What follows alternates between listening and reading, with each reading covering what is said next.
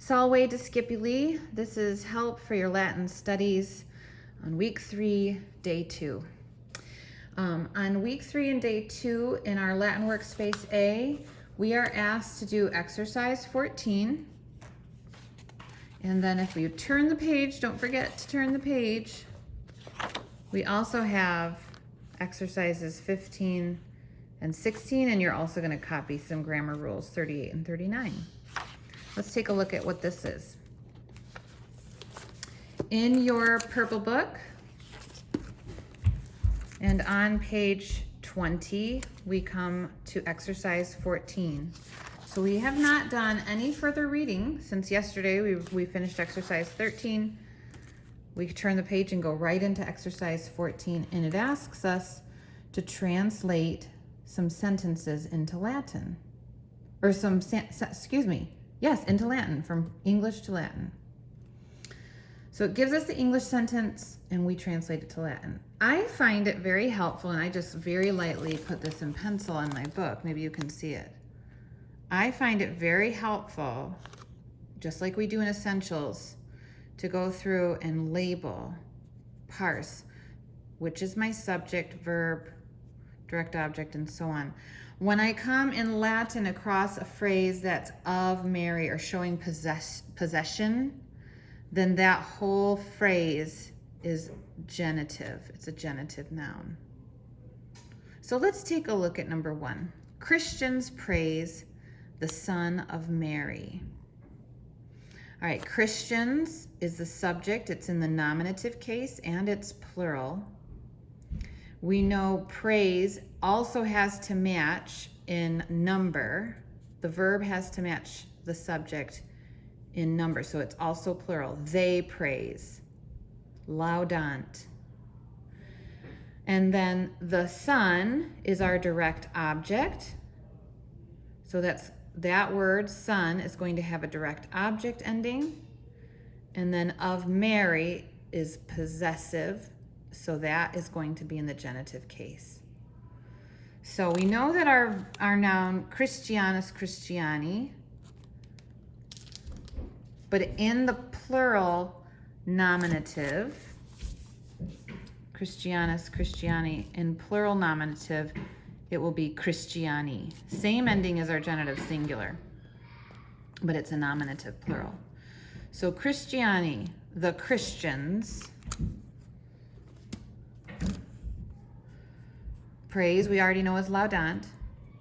The Son, from our vocabulary, we know that that word is filius, filii. But as a direct object, we need to see what that would mean in the accusative case. And it's singular. Son, one son. So accusative. Filium would be our ending is filium. And then of Mary. So we need to take Mary, which is in the first declension. It's a feminine noun. So I have to back up and look for the singular genitive, Mariae. Mariae. So now we just have to write these down, and they're written for us in the book. Christiani, nominative plural.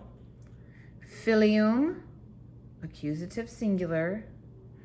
Mariae, genitive singular, Son of Mary. Laudant, the Christians praise the Son of Mary. Let's do one more together.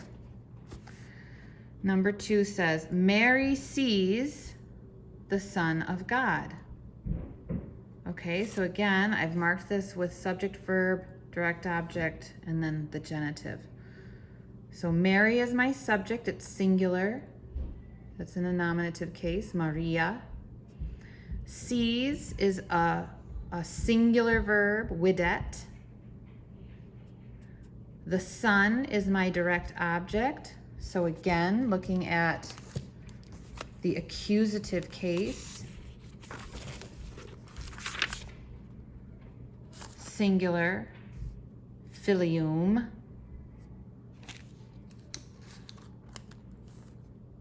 The Son of God.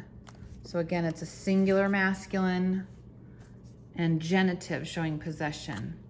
Dei. Dei. So my words are Maria, Videt, Filium, Dei. Typically speaking, the verb, the Latin verb, will always go at the end of the sentence. So we would literally write Maria, Filium, Dei, Videt. Okay, that's exercise 14. Let's take a look at exercises 15 and 16. After doing a little bit more reading in your purple book, creating some new flashcards for this new vocabulary, which is a collection of neuter nouns in the second declension, we come upon exercises 15 and 16. So it asks us to tell what forms these are and to translate them.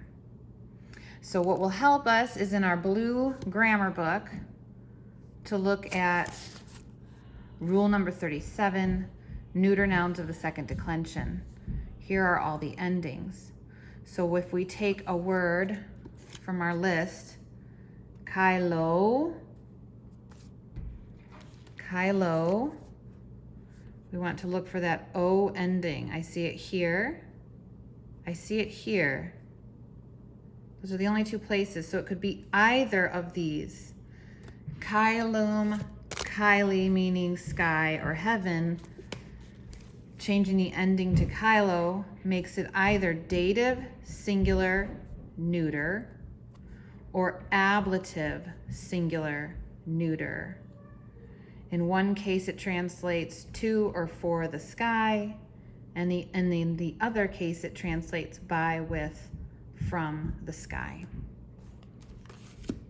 Dative or ablative, singular, neuter, sky, or heaven. Okay, number 2, let's do together. Periculorum. Okay, this is another neuter noun. Sorry, I should show you that. Periculum, periculi, danger. So periculorum, with that ending, I have a genitive, plural, neuter, meaning of the dangers. Of the dangers, because it's plural and it's genitive or possessive. Okay, and then in exercise 16, we have regnum Christi. We need to translate. Regnum Christi. Regnum, in our vocabulary list, regnum, regni, means kingdom or royal power. So we'll go with kingdom, and then Christi. Well, from our earlier vocabulary, we know that Christus, Christi means Christ. That's a masculine noun. Christus, Christi is in a genitive form because it's singular, of Christ. So here we go. Kingdom of Christ. Let's do one more. Periculum servorum. Periculum servorum. Okay, periculum meaning danger. It's in the nominative singular. We can verify that here in our neuter nouns. Nominative singular, the ending meaning the danger. Servorum. Servus, servi is a masculine noun. The ending orum is a genitive plural. So it's possessive and it's plural. So this would be translated the danger, singular, of the slaves. of the slaves. I hope this is helpful to you. Have a great day.